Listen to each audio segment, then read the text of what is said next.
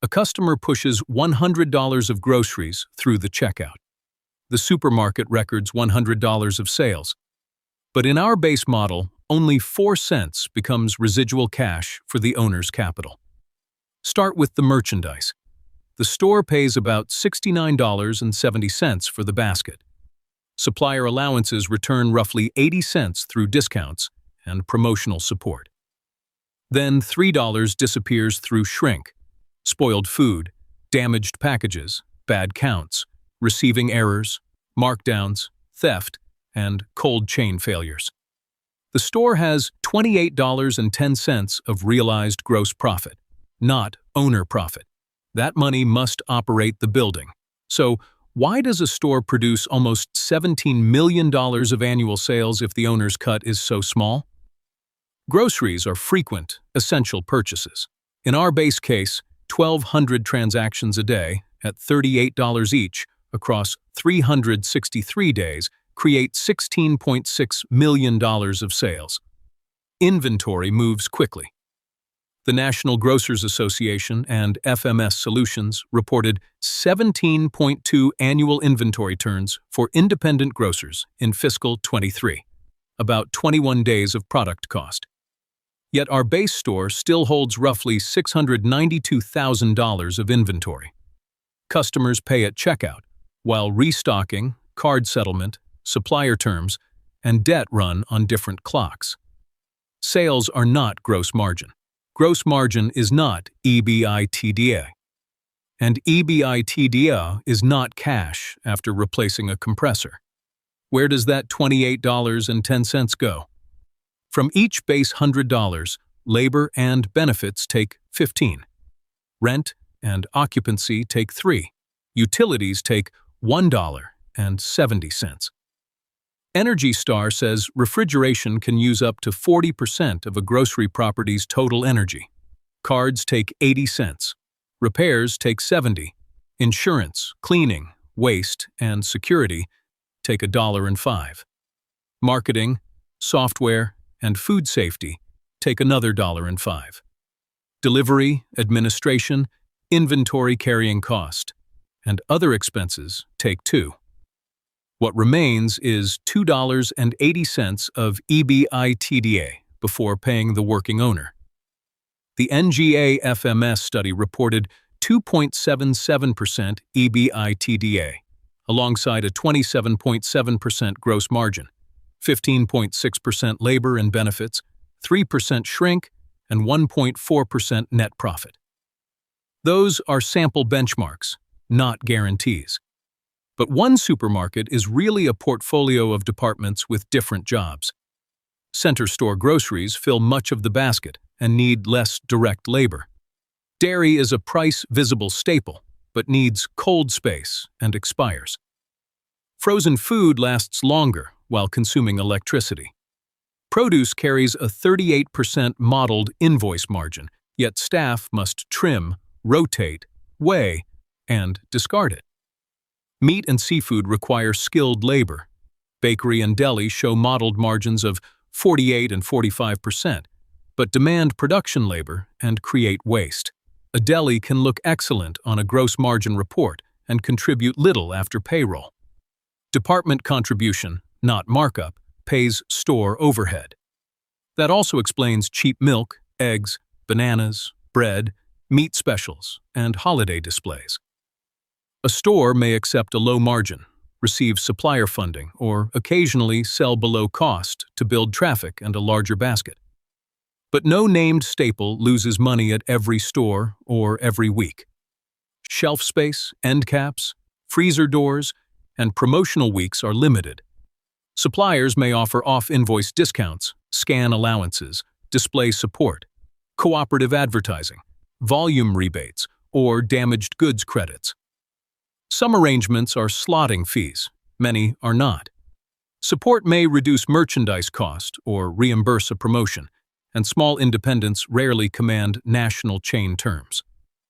The Federal Trade Commission called trade promotions significant revenue for many wholesalers and retailers, while warning that its study did not measure universal prevalence or size. Our base store models all vendor support at just 80 cents per $100 of sales. Without it, the residual 4 cents disappears many times over. There is another way to change the negotiation. Own the brand on the package.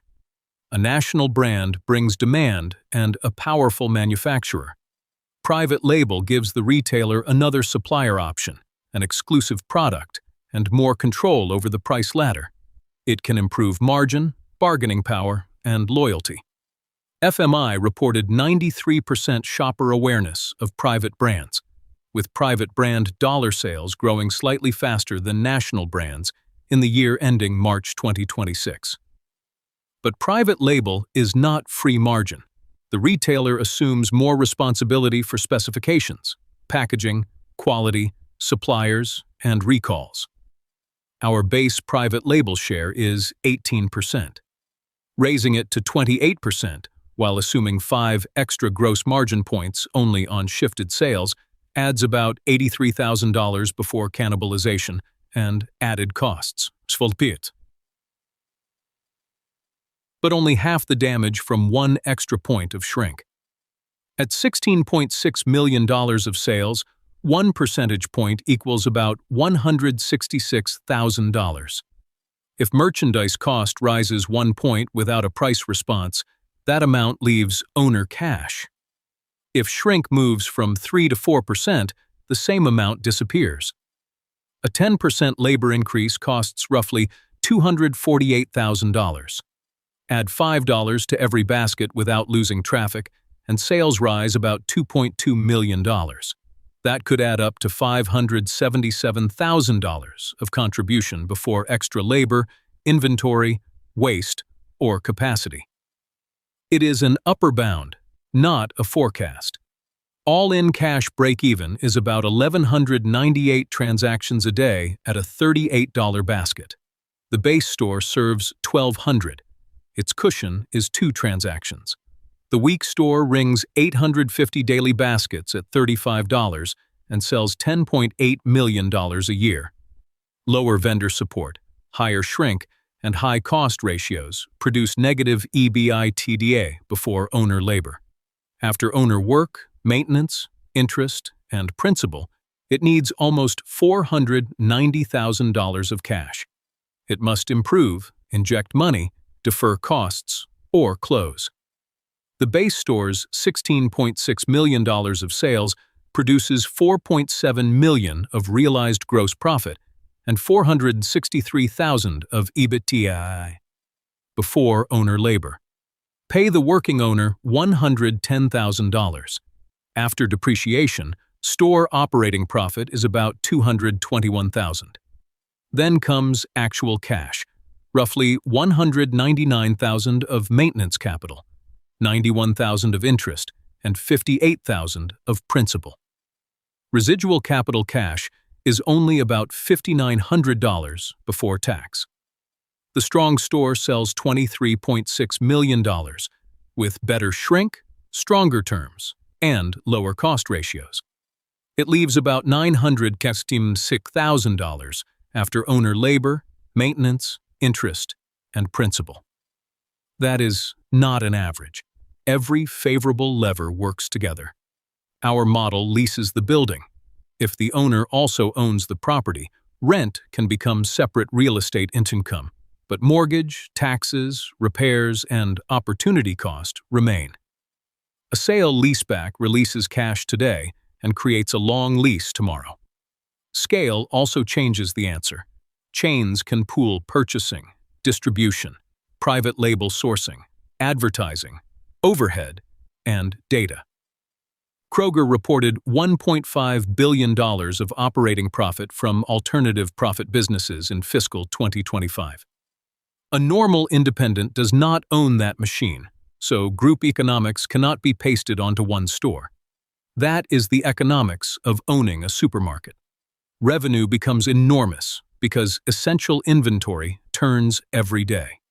The owner keeps only what survives: merchandise cost, labor, rent, refrigeration, cards, shrink, maintenance, and debt. In our weak case, the owner adds cash. In the base case, the owner receives $110,000 for working in the business and about $5,900 for the capital at risk. In the strong case, residual cash exceeds $900,000, but only with high traffic and disciplined operations. The owner's cut is not sales, and it is not gross margin. It is the last money left after the entire store has been paid.